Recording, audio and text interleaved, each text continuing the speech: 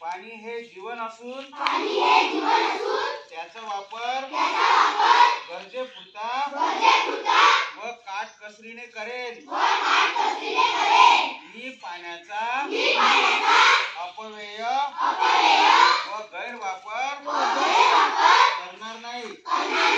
नैसर्गिक प्रवाह, मनके, कालवे व पाणी पुरवठ्याच्या पायाभूत सुविधांचे मी रक्षण करेन। पाण्याविषयीचे कायदे व नियमांचे काटेकोरपणे पालन करीन। पाण्याचे संवर्धन व जतन करण्याचा मी प्रयत्न करेन।